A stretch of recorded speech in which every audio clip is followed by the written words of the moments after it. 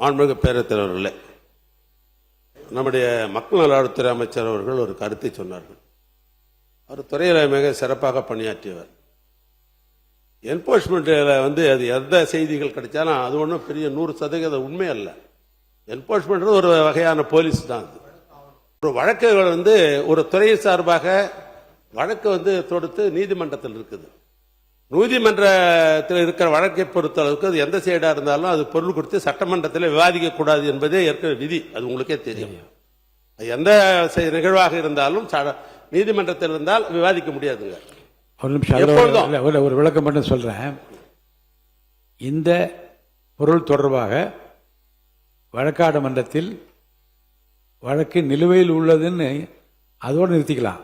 வழக்குகளுக்குள்ள போய் அதை பற்றி விவாதிப்பதும் அதை பற்றி கருத்து சொல்வதும் தான் தவறே தவிர இந்த தேதியில் இந்த பொருள் பற்றி ஒரு வழக்கு தொடரப்பட்டிருக்கு சொல்ல தவறில்லை. அவர் என்ன சொல்றாரு, என்போர்ஸ்மெண்ட் டைரக்டரேட் ஒரு இன்ஃபர்மேஷன் கொடுத்துருக்காங்கன்னு சொல்றாரு.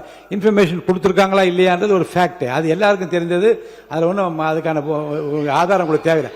அதுவே வழக்காடு மட்டும் இருந்து அதற்குள்ள போய் சொன்னாதான் தவறு இல்லைங்க. பெண்டிங் பிஃபோர் த கோர்ட் அதில் நீங்க இல்லைங்க ஒரு வழக்கு பதிவு இந்த பொருள் குறித்து ஒரு வழக்கு பதிவு செய்யப்பட்டிருக்கிறதுன்னு சொல்ல தப்பில்லை. ஆனால் வழக்கு விவரங்களுக்கு அதை பற்றி விவாதிப்பதும் கருத்து சொல்வதும் தவறு. என்போர்ஸ்மெண்ட் சார்பாக ஒரு வழக்கு இருக்கிறது என்று அவர் சொல்லியிருந்தா அதை பற்றி நான் முறையிட மாட்டேன்.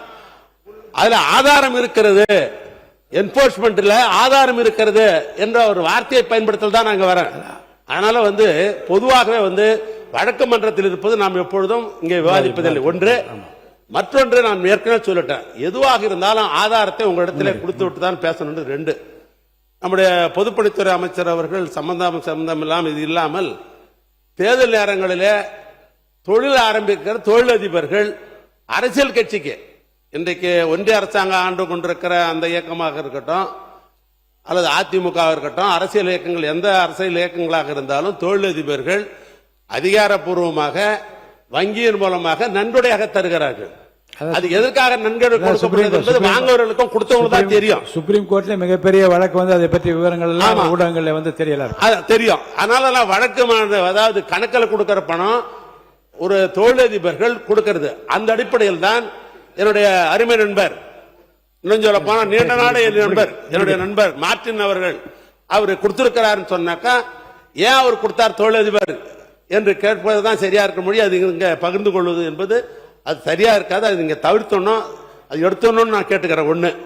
இன்னொன்று, எங்கள் கட்சியை சேர்ந்த பொருளாளர் அவர்கள் சாராய தொழிற்சாலை நடத்துகிறார் என்று ஒரு கேள்வி கேட்கிறாங்க. அது நாம நேரடியாக போய் பொருளாதாரம் பண்ணிட முடியாது. எந்த ஆட்சியாக இருந்தாலும் சரி, ஒரு தொழிற்சாலை ஆரம்பிக்க வேண்டும் என்று சொன்னால் அதுக்கு எல்லா தகுதிகள், குவாலிபிகேஷன், அப்ளிகேஷன் போடுறதுக்கெல்லாம் தகுதி இருந்தாதான் அரசு தான் லைசன்ஸ் தருது. அதனால அது முறையாக அவங்க ஏற்க போட்டிருப்பாங்க. தொழில் என்ற அடிப்படையில் ஆரம்பிப்பாங்க ஒழிய அது திமுக பொருள் ஆரம்பிக்கலாமா அப்படிலாம் பேசுவதற்கு வாய்ப்பு இல்லை. அது தவறு.